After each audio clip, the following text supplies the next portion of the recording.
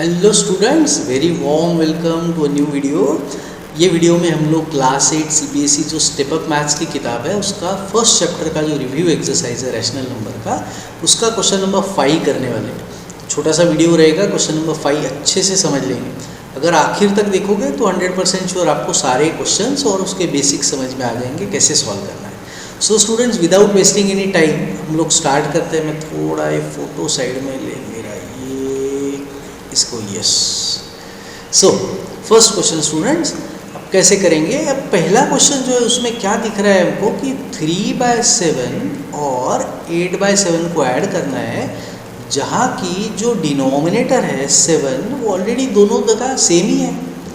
तो जब denominator same होता है तो सबसे आसान क्वेश्चन है हमको सिर्फ न्यूमरेटर को सिंप्लीफाई करना है। 3 लिखूंगा, फिर ये बीच का साइन दूंगा प्लस, फिर 8 है 8 लिखूंगा और फिर आप डिनोमिनेटर को एक ही बार लिखेंगे। ओके, सो हमारा आंसर आ जाएगा 11/7। हो गया स्टूडेंट्स, क्वेश्चन खत्म।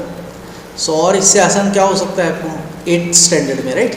तो पहला क्वेश्चन खत्म हुआ, सेकंड क्वेश्चन पे पढ़ते हैं। सो क्वेश्चन बी, अब यहाँ थोड़ा बच्चे गलती करते हैं, थोड़ा साइन की भी गलती हो जाती है। -9/25 प्लस -3/10। अब ना थोड़ा सा साइन को सिंप्लीफाई कर देते हैं हम लोग। अब ये चीज़ याद रखो, जब भी प्लस इंटू माइनस होता है तो हमारा आंसर माइनस आता है, और जब भी माइनस इंटू माइनस होता है तो हमारा आंसर प्लस आता है, बराबर। तो ये जो प्लस इंटू माइनस है, बाजू बाजू में दो साइन है, उनके बीच में कोई संख्या तो है नहीं, तो वो उस प्लस माइनस को मैं सीधा माइनस करके लिख देता हूँ। सो दो साइन जो थे उसको मैंने एक साइन में कन्वर्ट कर दिया, प्लस माइनस को माइनस कर दिया। अब एक गलती बच्चे क्या करते हैं ना, ये जो माइनस माइनस है, -9/25 -3/10, बहुत से बच्चों को मैंने देखा है, अच्छे होशियार बच्चे भी ऐसी गलती करते हैं। सो माइनस माइनस ये अगली स्टेप में 9/25 प्लस 3/10 कर देते हैं कि यार प्लस माइनस माइनस होता है और माइनस माइनस प्लस होता है, ऐसा हमने सुना है, तो ये भी तो माइनस माइनस है, माइनस माइनस प्लस कर देते हैं। लेकिन ये गलत हो गया हमारा। ये ऐसे कब हुआ होता, अगर ये क्वेश्चन इस तरीके से होता, -9/25 माइनस ये वाला माइनस हटा देता हूँ। अगर ऐसे होता है ये 9/25 माइनस -3/10, तो ये माइनस माइनस क्योंकि बाजू में है इसलिए फिर उसको हम लोग माइनस माइनस को प्लस कर दें। लेकिन फिलहाल तो हमारा क्वेश्चन इस तरीके से नहीं है ना।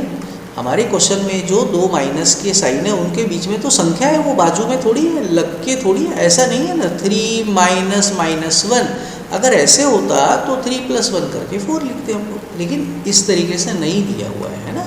तो हमको डायरेक्टली अब इसको सॉल्व करना है।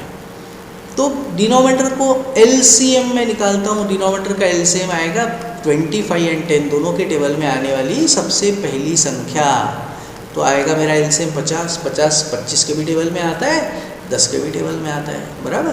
तो मुझे करना क्या है, अब मुझे डिनोमिनेटर को 50 करना है। दोनों का डिनोमिनेटर मैं 50 कर दूँगा। ओके, सो पहला मेरा फ्रैक्शन क्या था, -9/25, और दूसरा मेरा फ्रैक्शन क्या था, वो था -3/10।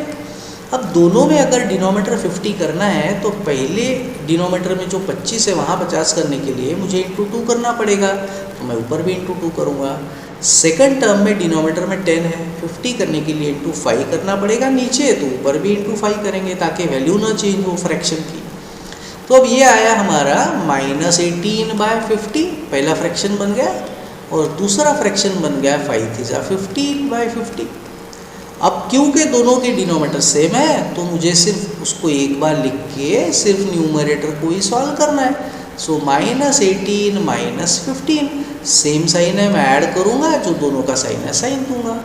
ये आ गया मेरा आंसर। अगर ये दो नंबर्स 33 और 50 एक नंबर में आते होंगे, एक ही संख्या में आते होंगे, एक ही टेबल में, तो मुझे उसको सिंप्लीफाई करना पड़ेगा, सेम नंबर से डिवाइड करना पड़ेगा। लेकिन अगर नहीं आ रहे तो मेरा आंसर आ गया। ओके, तो ये दोनों टेबल एक ही संख्या के टेबल में तो आते नहीं है ना। 33 जो है वो 3 के और 11 के टेबल में आएगा, और 50 जो है वो दोनों में से एक भी टेबल में नहीं आता। तो ये हमारा फाइनल आंसर आ गया स्टूडेंट्स, क्वेश्चन नंबर बी का। ओके, आई होप आपको क्वेश्चन समझ में आ गया। मैं इसको मिटा देता हूँ, हम लोग अभी अगले क्वेश्चन पे बढ़ते हैं। सो हमारे क्वेश्चन नंबर सी को देखते हैं, क्या था question number C. So question C है -5/6 प्लस 5 इंटीजर 2/3। तो यहाँ पे हमको इन लोगों ने इस बार मिक्स फ्रैक्शन दिया हुआ है। तो पहले ये जो मिक्स फ्रैक्शन दिया है इसको हम लोग इम्प्रॉपर फ्रैक्शन कैसे बनाते हैं, इनको मल्टीप्लाई करना होता है। सो 5 × 3 करूँगा, न्यूमरेटर को ऐड करना है उसमें और फिर डिनोमिनेटर को वापस वैसे ही लिख देना है। सो 5 3 हुआ 15, 15 में ऊपर वाली संख्या ऐड कर दी 17, 17/3। तो ये जो हमारा मिक्स फ्रैक्शन था उसका आंसर आ रहा है 17/3। अच्छा, मैंने अभी बोला था इम्प्रॉपर फ्रैक्शन, ये इम्प्रॉपर फ्रैक्शन है। इम्प्रॉपर फ्रैक्शन किसको बोलते हैं? जिसमें न्यूमरेटर बड़ा होता है और डिनोमिनेटर छोटा होता है। तो अगर न्यूमरेटर बड़ा है डिनोमिनेटर छोटा है तो इम्प्रॉपर फ्रैक्शन हो गया। और एक एग्जांपल, न्यूमरेटर बड़ा डिनोमिनेटर छोटा, इम्प्रॉपर फ्रैक्शन हो गया। प्रॉपर फ्रैक्शन कौन सा होता है? न्यूमरेटर छोटा है डिनोमिनेटर बड़ा है, ये हो गया प्रॉपर फ्रैक्शन। न्यूमरेटर छोटा है डिनोमिनेटर बड़ा है, प्रॉपर फ्रैक्शन। ओके, तो हमने सादा सिंपल क्या किया है, मिक्स फ्रैक्शन को कन्वर्ट कर दिया इम्प्रॉपर फ्रैक्शन में। अब सादा सिंप्लीफाई करना है। अब देखो नीचे जो संख्या है ना बहुत आसान है, 3 और 6। तो 3 के टेबल में ही तो 6 आता है ना, तो एलसीएम 6 ही रहेगा, ज़्यादा दिमाग लगाने की ज़रूरत नहीं। LCM of 3 and 6 will be 6।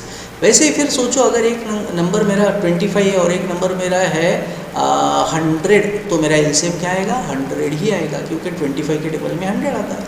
एक मेरा नंबर 8 है, एक मेरा नंबर 2 है, तो मेरा एलसीएम 8 आएगा, क्योंकि 2 के टेबल में 8 आता है। अगर मेरा एक नंबर 20 है और दूसरा 60 है, तो मेरा एलसीएम 60 रहेगा, क्योंकि 20 के टेबल में 60 आता है।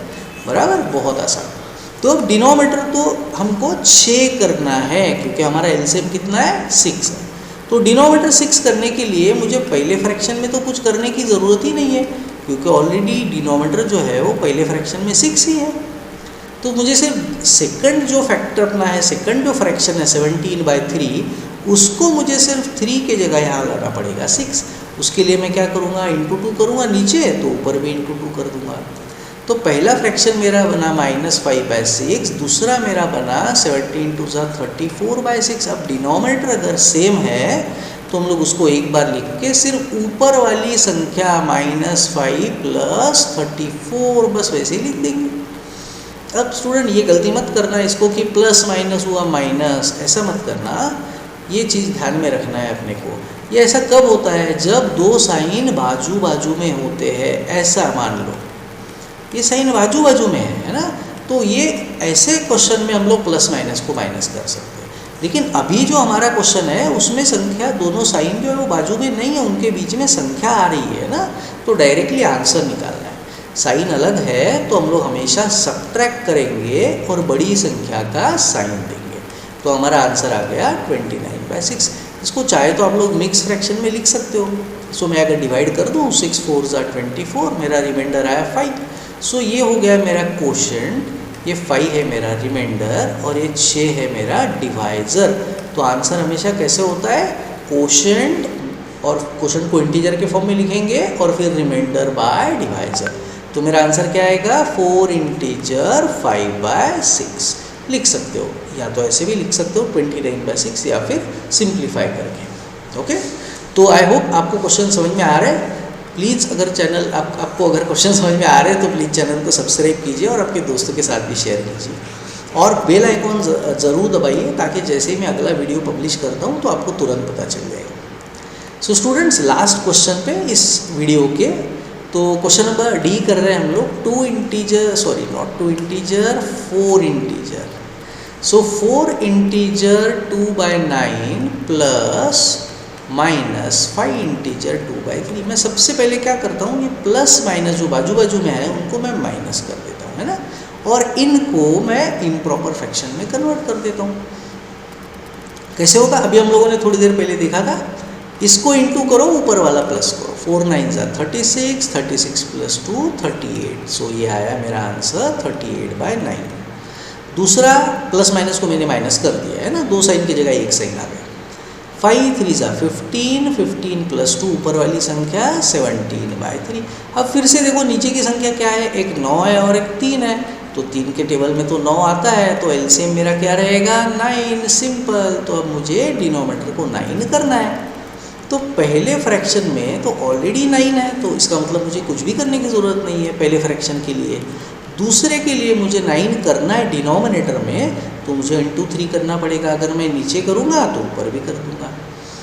तो अब ये मेरा डिनोमिनेटर आ गया सेम, दोनों जगह मेरा 9 आ गया, यहाँ पे भी 9 है, यहाँ पे भी 9 है। सो ऊपर क्या है 38 माइनस ये हुआ 17 3 जा 51। अब इनके साइन अलग है 51 और 38 के, तो मैं माइनस कर देता हूँ, तो मेरा आंसर आएगा 13/9। लेकिन बड़ी संख्या का साइन देना नहीं भूलना है। सो 51 बड़ा है तो उसको जो साइन है वो साइन हमको देना है। सो ये हमारा फाइनल आंसर। चाहे तो मिक्स फ्रैक्शन में हम लोग लिख सकते हैं 9 1 जा 9, मेरा रिमाइंडर आया 4। तो ये मेरा क्वोशंट है, ये रिमाइंडर है, और ये है मेरा डिवाइज़र। तो आंसर हमेशा हम लोग इस तरीके से लिखते हैं, माइनस को ऐसे ही रहने देंगे। क्वोशंट है 1, रिमाइंडर है 4 और डिवाइज़र है 9। So this is our final answer students. तो स्टूडेंट्स आई होप आपको चारों ही क्वेश्चंस और कुछ बेसिक चीज़ें समझ में आई होंगी। अगर आपको समझ में आई है तो प्लीज़ कमेंट बॉक्स में जाके मुझे ज़रूर बताइए आपको वीडियो कैसा लगा, और सब्सक्राइब करना मत भूलिए, और आपके दोस्तों के साथ भी शेयर कीजिए। और मैं बहुत जल्दी अगला वीडियो पब्लिश करूँगा जिसमें आगे के क्वेश्चंस भी सॉल्व करके दूँगा। तो thank you so much students and all the subscribers जिन्होंने चैनल को सब्सक्राइब किया है, सभी का बहुत बहुत धन्यवाद। Thank you so much for watching the video. Take care, bye bye.